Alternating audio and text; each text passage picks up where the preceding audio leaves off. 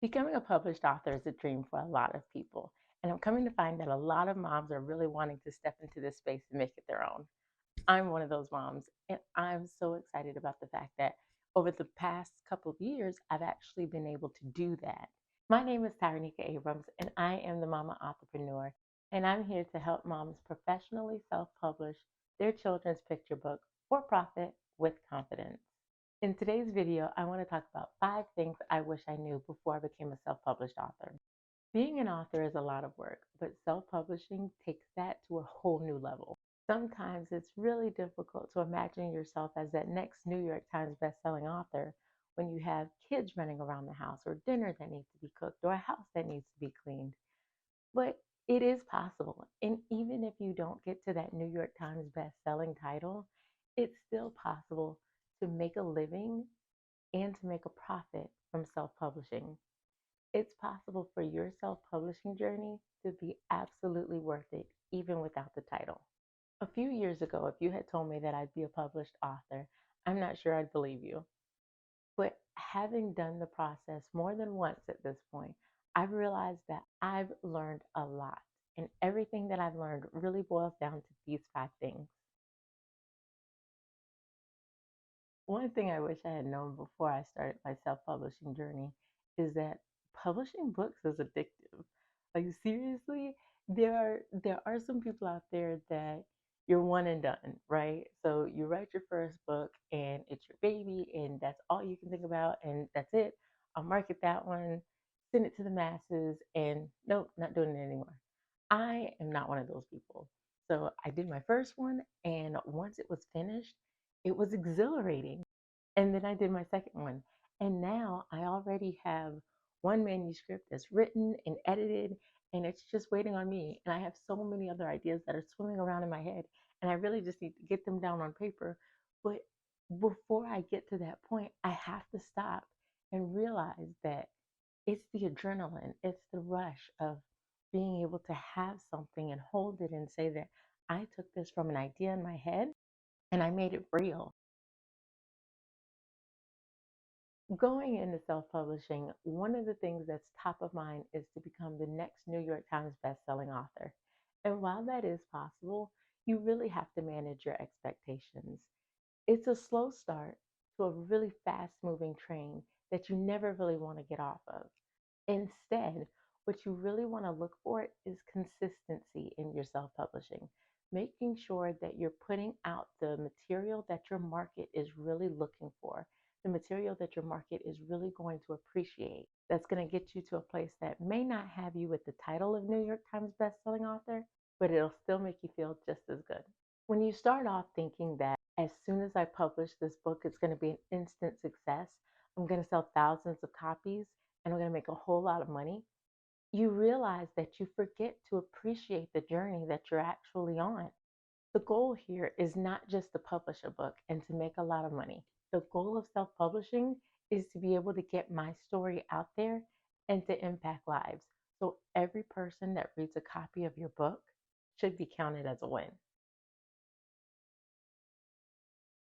The next thing is, being an author is such a humbling experience. There are people who will look at you and they'll question, what are you doing? Like, why are you spending so much time, so much money, so much effort, putting so much investment into a book? And they don't understand where you're coming from.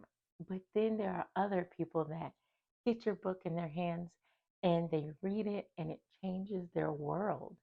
And they reach out to you and leave you messages that say how your book impacted them. And it takes you from one extreme to the complete other extreme. So it's a humbling experience. And you have to be the type of person that can manage both. You can manage the criticisms and you can manage the praise.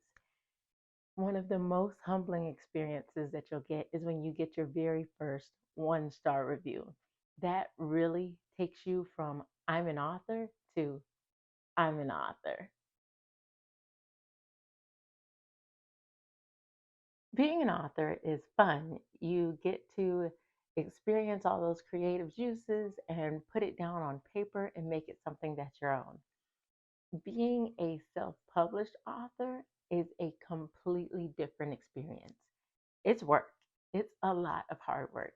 And being a self published author, you have to wear so many different hats, you have to learn so many different skills. And you don't have to be the best at everything, but you do have to be dangerous at a lot of different things. It's like that saying, um, what's the saying? Jack of all trades, master of none. I think that's what it is. Anyway, it's like that. You have to learn so many different things and you have to be here and there and put it all together and make it all work and turn out something beautiful. One of the things that I really have to keep telling myself is I have to think like a publisher and not think like an author. An author is the one that actually writes the manuscript, but the publisher is the one that brings it to life. So in this business, you have to be an author to write your manuscript, but you have to think like a publisher to make sure that you're bringing to market something that the market is going to love. One of the final pieces of advice that I want to throw out there is that your self publishing journey is yours. I find myself a lot looking at some of the other self published authors that I know or that I virtually know, and I see that they've sold hundreds of thousands of books and their books are beautiful. And what I have to realize is that they've been at this a whole lot longer than I have. And they've gone through some things that I have yet to go through. They know things that I have yet to learn. And that's okay. They're in a place where they've built the relationships and they've met the people that they need to meet to make the moves that they need to make. And that's fine because that's their journey. But I can't compare my journey to theirs. And you can't compare your journey to anyone else's. One thing that I do appreciate is that this community is a community that shares information. So leverage the self publishing community, but don't compare yourself to them. Make sure that when you're going through this journey, you are honoring every step of your journey and not trying to duplicate someone else's.